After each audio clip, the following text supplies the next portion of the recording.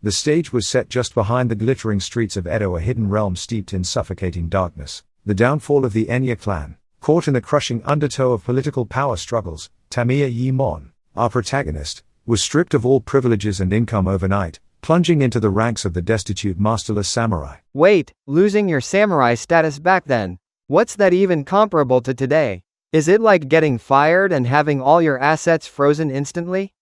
It's far worse than that. In those days, a samurai's entire life, their family register, their livelihood, and their social standing was completely bound to their clan. Losing that meant your existence was wiped out in a single moment. And Edo was overflowing with wandering, unemployed ronin. There were no jobs to be found. For men raised with bloated pride and zero practical skills, it was a slow death sentence. Yimon had a wife, Oiwa, a newborn baby. Amidst grinding poverty where every meal was a desperate struggle, Oiwa held her child and worked relentlessly through the night, doing needlework to support her broken husband. Yet, the agonizing gap between Yimon's fierce pride as a former samurai and the crushing reality of their ruin steadily eroded his sanity. The daily assault of poverty rotted a man's humanity from the inside out. Oiwa's younger sister, Osode, had also been separated from her fiancé, Sato Yamoshichi, and was forced to live as a dependent under their collapsing roof, enduring the heavy humiliation of her situation. Into this suffocating,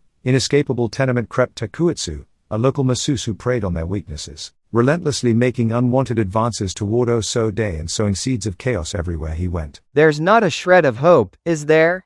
Everyone is just sliding deeper into the mud of poverty. Oiwa is trying so hard to hold things together, but Yimon's mind was already at its breaking point.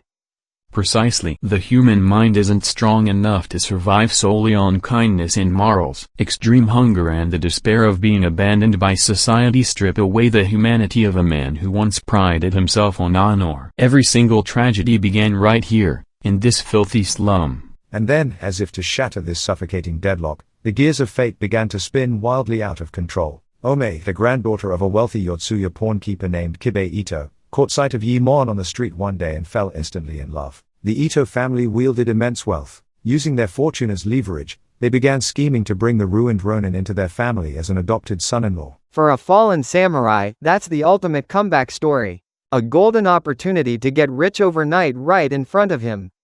Nothing in this world comes for free. The Ito family only wanted Yimon's handsome face. And standing directly in the path of this glamorous match was one cold, immovable obstacle. Yes, a loyal wife, Oiwa, who had continued to support her husband through grueling poverty despite her failing health. What flashed through Yimon's mind wasn't the face of his beloved family, but the sweet temptation of wealth and status. His pride long since worn away, Yimon made a fateful decision to cross the ultimate boundary for the sake of material gain. The Ito family and Yimon conspired in secret, setting a vicious plot in motion to eliminate Oiwa. A potent medicine to help you recover after childbirth, handed to her under this disguise, was a slow-acting poison that would rot the skin from her face and tear her body apart from within. Poisoning the wife who desperately kept him alive.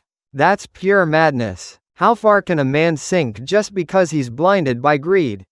When a brain is dominated by greed and desperation, it loses all capacity for rational thought. To Yimon, Oiwa had been reduced to nothing more than obstacle blocking his rise to power. The poison unleashed a raging fire of agony throughout Oiwa's body. Day by day, her flesh withered away, half her face melted into a grotesque, festering sore, and her once beautiful hair fell out in clumps. One day, searching for a baby cloth for her child, Oiwa tremblingly peered into the room's mirror. Reflected back at her was a ruined, unrecognizable horror. Damn, just imagining the despair of looking into that mirror makes my spine freeze. Is this how she gets repaid for devoting her life to her husband? That despair swiftly morphed into a monstrous, venomous rage. Stripped of her beauty and realizing she had been utterly betrayed, Oiwa writhed in a frenzy of madness, screaming a curse of pure hatred before drawing her final, agonizing breath. Around the same time, Oiwa's father, Yotsuya-sama, discovered the Ito family and Yimon's conspiracy. After a desperate struggle to demand the truth, he was ruthlessly murdered by Yimon's own hands. All obstacles were cleared. Leaving the bodies of his wife and father-in-law behind, Yimon stepped into the Ito household and celebrated a lavish wedding ceremony. With the impediments gone and welcomed into the prosperous Ito family, Yimon held a grand wedding celebration, as though he had won the world. Yet, lurking right behind him, the crushing weight of the two lives he had snuffed out began to quietly and relentlessly close in. To erase all evidence, Yimon bound the corpses of Oiwa and her father, Saman, to the front and back of a single wooden door, casting them into the dark river nearby. Thus began the infamous tragedy of the Toitagashi, the revolving door whispered of on kabuki stages. Strapping your own wife and father-in-law's dead bodies to a single plank and tossing them in a river. That is beyond human. How could anyone keep their sanity after doing that? They couldn't. From the very night he concealed his crime, Yimon's mind began to collapse from within. Amidst the silence of his wedding night, an eerie sound echoed from the household altar, and in the pitch blackness, the phantom face of the dead Oiwa began to materialize. The illusion grew sharper day by day, completely sealing off any escape for Yimon. No matter where he turned, the scarred, half-melted face of Oiwa stared at him with undying hatred. Driven to the brink of derangement and consumed by terror, Yimon swung his sword wildly over and over again, trying to cut down the phantom of Oiwa standing before him. Yet, the blade he drove home was not an illusion of Oiwa. What stood in reality were his beloved new bride, Ome, and her grandfather, Kibe Ito. With his own hands, Yimon had brutally slaughtered his new family, entirely losing his mind as he bolted out into the dark, desolate streets. Succumbing to his own fear and hallucinations to the point of killing his new bride. It wasn't a curse at all, he threw himself straight into a hell forged entirely by his own guilt.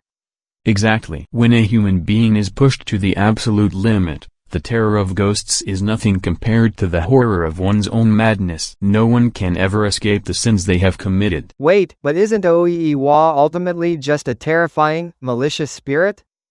The Japanese don't view Oiwa simply as an evil ghost. She wasn't born a monster. She was an ordinary woman who believed in her husband and tried to protect her family. That is precisely why her vengeance is so terrifying, and so deeply tragic. Having slaughtered his family and hurtling down a path of eternal damnation, Yimon fled the city of Edo, completely stripped of his sanity. Haunted by hallucinations at every turn and terrified by the phantom footfalls of pursuers, he wandered the dark, desolate roads, a broken man. Meanwhile, the chain of tragedy continued to ripple around Osode, Oiwa's sister. Through the scheming of the masseuse Takuitsu who had long lusted after Osode and the unexpected return of her presumed dead fiancé, Sato Yamoshichi, the pieces finally fell into place. Osode and the others uncovered the full extent of Yimon's atrocities and the dark truth behind the massacre. Overwhelmed by the revelation, Osode met a tragic end, leaving an unquenchable flame of vengeance burning the heart survivors against Yimon. It's not just Yimon, everyone around him gets sucked into the vortex,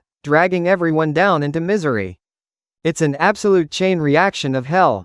Indeed, happiness built by crushing the lives of others can never endure. In Japan, there is a concept known as ing-o, roughly, karmic retribution. No matter how skillfully you think you've escaped, a person can never outrun their own sins. That is the idea at the heart of Yotsuya Kaidan. Consumed by madness and broken in body and soul, Yimon ultimately reached a bleak, shadowy hideaway nestled deep within Mount Hebi, far from human eyes. There was no salvation left for him. In the gloom of his hideout, shivering amidst endless hallucinations and the phantoms of his victims accusing him from the dark, Yimon went completely mad. There, carrying the crushing weight of Oiwa's bottomless grudge and sharpening the blade of retribution, Sato Yamoshichi and his party finally caught up to him. Trapped with nowhere to run, Yimon trembled in terror in the corner of the dark lair, offering a final, pathetic struggle, but his limbs lacked the strength to fight. Then, the blade swung down by Yamoshichi's hand severed the life of Yimon, the root of all evil. Thus, this harrowing tragedy born of bottomless human greed, betrayal and inescapable karma drew its blood-soaked curtain closed, alongside the fulfillment of Oiwa's deep-rooted vengeance. So it ends with brutal revenge. It's a utterly hopeless story, but the raw, unfiltered stench of human nature makes it grippingly visceral. That's the essence of it. Without any sugarcoating, it's the outcome of human greed and karma devouring everything in their path. Yet, this blood-drenched tale is precisely what set the hearts of Edo commoners on fire. Beneath the shiny veneer of any tourist brochure, you will always find this raw, unvarnished human reality. So it's fiercely dark and terrifying, but did the people of Edo watch this and think, yes, sweet justice? Or were they just scared out of their wits? Feel-good justice doesn't quite cover it. What the commoners felt watching this was a damp, heavy catharsis, a sense that a long-lodged lump in their throats had finally broken loose. During the Edo period, the lives of ordinary citizens were far from easy. Bound by the strict caste system of the shogunate and feudal lords, they were forced to endure daily indignities, watching those in power do as they pleased. while ordinary people had no choice but to swallow their tears. I see. The everyday reality was that those in power and privilege got away with everything, while honest, hardworking people got trampled into the dirt.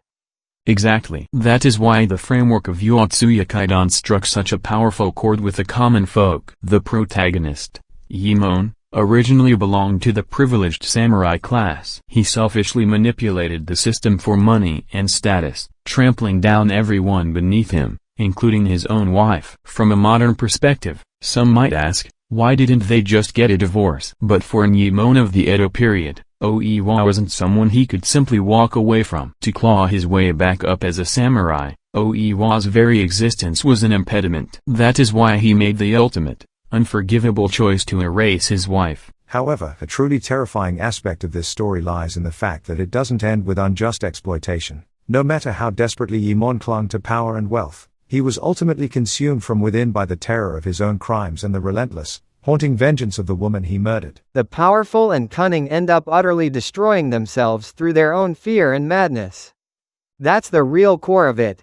Precisely. No matter how high up you are or how grand you act, anyone who plays dirty in the shadows will inevitably fall into that very same hell. That raw, realistic depiction of karma was an irresistible, deeply addictive form of entertainment for commoners whose hearts were heavy with suppressed frustration. By portraying human malice, the depth of greed, and the inescapable weight of karma rather than wrapping it in pretty, moralistic platitudes, Yotsuya Kaidan transcended a simple, haunted house spook story to become a national phenomenon that bewitched the people of Edo. I get it now. The real terror wasn't the ghost, it was the bottomless depths of human karma and the inescapable horror of what you've done. Indeed, human nature doesn't change all that much, no matter the era. Once you peel back the glittering surface of Edo culture and touch these dark, muddy energies, your entire perspective on history changes forever. There's just one thing that keeps nagging at me, though. Was Oiwa's ghost actually real? Or was it all hallucination born of Yimon's crushing guilt? Nobody can say for sure. In Japan, it is precisely that ambiguity that makes it a true Kaidani ghost story. Perhaps the spirit was truly there, or perhaps it was a hell forged entirely by guilt. The Japanese refuse to choose just one definitive answer. That is why Yotsuya Kaidan is not merely a tale of ghosts. A person can never escape the sins they have committed. It reflects a uniquely Japanese view of guilt, justice, and the supernatural. Today, I caught another glimpse into the hidden underside of Japan. And yet, this is merely the threshold. There's more? Always. History, ghost stories, legends, folklore, countless tales remain buried beneath the surface of Japan, waiting in the dark. Feels like I've unlocked yet another side of Japan I never knew existed. Until our next tale, then.